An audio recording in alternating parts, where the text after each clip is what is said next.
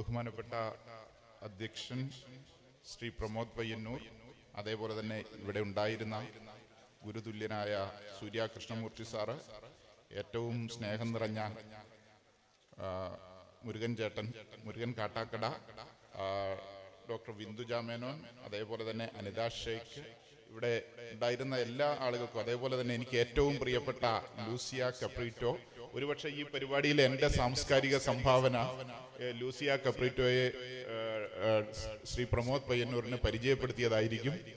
തീർച്ചയായിട്ടും എനിക്ക് വളരെ സന്തോഷമുള്ള ഒരു കാര്യം, ഞാൻ ഒരു തകഴിക്കാരനായതുകൊണ്ട് തകഴിയുടെ കൃഷിക്കാരൻ ഇവിടെ അവതരിപ്പിക്കപ്പെടും, അതിനുവേണ്ടിയുള്ള ഒരു തയ്യാറെടുപ്പ് ഇതിനോടൊപ്പം നടക്കുമെന്നും എൻ്റെ മണ്ണിൻ്റെ മാറിൽ ആ ചെളിയിലേക്ക് എനിക്ക് ചവിട്ടി നിൽക്കാനായിട്ട് കുട്ടനാടിൻ്റെ ആ മണ്ണിൽ നിന്ന് വന്ന് എനിക്ക് വർഷങ്ങളായി തിരുവനന്തപുരം നഗരത്തിൻ്റെ ആരണ്യത്തിനകത്ത് താമസിക്കുന്ന എനിക്ക് അങ്ങനെ ഒരു അവസരം ഉണ്ടായത് സത്യത്തിൽ ഈ ദിവസം വളരെ ഹൃദ്യമാണ്.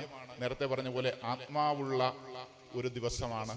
ഈ ദിവസം വളരെ സന്തോഷമുള്ളതാണ്. ഞാൻ ഇതിൽ പങ്കെടുക്കാനുള്ള അവസരം ഉണ്ടായതിന് എല്ലാവരോടും നന്ദി പറയുന്നു. അതോടൊപ്പം പ്രമോദ് പയ്യന്നൂരുമായിട്ടുള്ള എൻ്റെ പരിചയം വിദ്യാർത്ഥി ജീവിതകാലത്തുള്ള നാടകകാലമാണ്.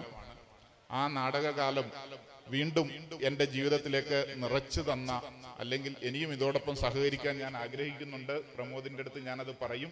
എനിക്ക് ഈ നാടകത്തിൻ്റെ ഭാഗമായിട്ട് പ്രവർത്തിക്കാൻ ആഗ്രഹമുണ്ട്. അരങ്ങിൽ മാത്രമല്ല, അണിയറയിലാണ് യഥാർത്ഥ നാടക കലാകാരനുള്ളത്. ആ അണിയറയിലുള്ള നാടകത്തിൻ്റെ ആത്മാവ് തൊട്ട് അറിയുന്ന ഒരു നാടകക്കാരനായിട്ട് പ്രവർത്തിക്കാനായിട്ട് എനിക്ക് വളരെയധികം താല്പര്യമുണ്ട്. തീർച്ചയായിട്ടും എന്നെ അനുവദിക്കണമെന്ന് അപേക്ഷിക്കുകയാണ്. പിന്നെ ഈ ഒരു സമയത്ത് കവി എന്നുള്ള നിലയിൽ ആത്മാവ് കൊണ്ട് അറിയപ്പെടാനും വൈദ്യൻ എന്നുള്ള നിലയിൽ കർമ്മം കൊണ്ട് പ്രവർത്തിക്കുന്ന ഒരാളാണ് ഞാൻ. അപ്പൊ തീർച്ചയായും വൈദ്യവും കൃഷിയും കലയും എല്ലാം ഒന്ന് തന്നെയാണ്.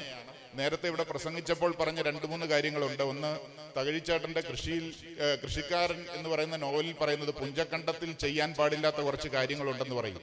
പുഞ്ചക്കണ്ടം ദൈവികമാണ്. അതേപോലെ തന്നെ ക്ഷേത്രകലകളെ പറ്റി പറഞ്ഞു. ക്ഷേത്രം എന്ന് പറയുന്ന വാക്കിന് യഥാർത്ഥത്തിൽ വയൽ എന്നാണ് വളരെ വലിയൊരർത്ഥമുണ്ട്. അപ്പോ പവിത്രമായ ഒന്നാണ് വയൽ എന്നാണ് ഈ 2 കാര്യങ്ങൾ കൊണ്ട് നമുക്ക് പറയാൻ സാധിക്കും. വയലിൽ ചെയ്യാൻ പാടില്ലാത്ത, വയലിന് യോജിക്കാത്ത ചില കാര്യങ്ങളുണ്ട്. നമുക്ക് തീർച്ചയായിട്ടും നന്മയുടെ ഒരു ഉറവിടമായി ഈ വയൽ, ഈ കൃഷി, ഈ നെൽകൃഷി, നെല്ലുപോലെ ഏറ്റവും അധികം വിശുദ്ധമായ ഒരു കൃഷി വേറെ ഇല്ല എന്നാണ് ഞാൻ, പ്രത്യേകിച്ച് ഒരു കുട്ടനാട്ടുകാരനായതുകൊണ്ട് എനിക്ക് അങ്ങനെ തന്നെയാണ് വിശ്വസിക്കാനായിട്ട് ആഗ്രഹമുള്ളത്. ഞാൻ തകഴിച്ചേട്ടനെ ഓർത്തിട്ട് എഴുതിയ ഒരു കവിതയുണ്ട്. ആ കവിത ഇവിടെ വെച്ച് ചൊല്ലാം. അതിനനുയോജ്യമായ, ഏറ്റവും അനുയോജ്യമായ ഒരു സ്ഥലവും സമയവും ഇതാണ് എന്ന് കരുതുന്നത് കൊണ്ട് ഞാനത് ചൊല്ലാൻ ആഗ്രഹിക്കുകയാണ്. കവിതയുടെ പേര് എരിഞ്ഞു തീരുന്നില്ല. തകഴിച്ചേട്ടന് സമർപ്പിക്കുന്ന കവിതയാണ്. എരിഞ്ഞു തീർന്നില്ല നീ പിന്നെയും വായിക്കുമ്പോൾ, കുതറും തോറും നിന്റെ മണ്ണിലേക്കാഴുന്നു ഞാൻ. എരിഞ്ഞു തീർന്നില്ല നീ പിന്നെയും വായിക്കുമ്പോൾ, കുതറും തോറും നിന്റെ മണ്ണിലേക്കാഴുന്നു ഞാൻ. നിന്റെ വാക്കടി മണ്ണിനാഴത്തിൽ വേരൂന്നിക്കൊണ്ടന്ധകാരത്തെ കീറി മുറിക്കാൻ വാളോങ്ങുന്നു.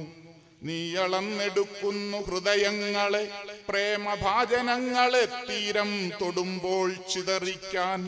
തലയിലൊരു പാട്ടമലവും ചുമന്നൊരാൾ തുലയും വ്യവസ്ഥതൻ ചുടലയൊരുക്കുമ്പോൾ, മണ്ണിന്റെ മകൻ ജലക്കണ്ണാടി നിലവറയ്ക്കുള്ളിലാറടി മണ്ണു കിട്ടാതെ അടങ്ങുമ്പോൾ, നിന്റെ വാക്കടി മണ്ണിനാഴത്തിൽ വേരൂന്നിക്കൊണ്ടന്ധകാരത്തെ കീറി മുറിക്കാൻ വാളോങ്ങുന്നു. നീ അളന്നെടുക്കുന്നു ഹൃദയങ്ങളെ, പ്രേമഭാജനങ്ങളെ തീരം തൊടുമ്പോൾ ചിതറിക്കാൻ. തലയിലൊരു പാട്ടമലവും ചുമന്നുകൊണ്ട്, തലയിലൊരു പാട്ടമലവും ചുമന്നുകൊണ്ട്, തുലയും വ്യവസ്ഥതൻ ചുടലയൊരുക്കുമ്പോൾ, മണ്ണിന്റെ മകൻ ജലക്കണ്ണാടി നിലവറയ്ക്കുള്ളിലാറടി മണ്ണു കിട്ടാതെ അടങ്ങുമ്പോൾ, വയ്യ വായന പുറവേലിക്കു വെള്ളം തള്ളുന്നെന്റെ ചോരയാൽ പശയിട്ടൊരു മടകുത്താൻ, എല്ലുകൾ ഓരോന്നൂരി നാട്ടുവാൻ ബലപ്പെടാൻ, എന്റെ പേശികൾ നാഡീനാളങ്ങൾ കൂട്ടിക്കെട്ടാൻ. വയ്യ വായന പുറവേലിക്കു വെള്ളം തള്ളുന്നെന്റെ ചോരയാൽ പശയിട്ടൊരു മടകുത്താൻ, എല്ലുകൾ ഓരോന്നൂരി നാട്ടുവാൻ, ബലപ്പെടാൻ എന്റെ പേശികൾ നാടീനാളികൾ കൂട്ടിക്കെട്ടാൻ.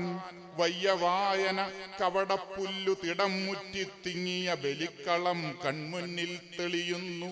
വയ്യ വായന കവടപ്പുല്ലു തിടം മുറ്റി തിങ്ങിയ ബലിക്കളം കൺമുന്നിൽ തെളിയുന്നു. എരിഞ്ഞു തീർന്നില്ല നീ, ഇല്ലിനി വായിക്കില്ല എഴുതാപ്പുറം നീണ്ട കൈപ്പടം കാണില്ലിനി. അകലെ പാടങ്ങൾക്കുമതിരിൽ മിന്നിക്കെടും പൊടിച്ചൂട്ടുപോൽ നിന്നെ കാണ ഞാൻ ഭ്രമിക്കുന്നു.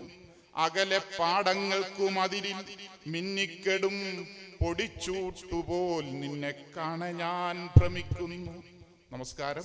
എല്ലാവിധ ആശംസകളും അഭിവാദ്യങ്ങളും.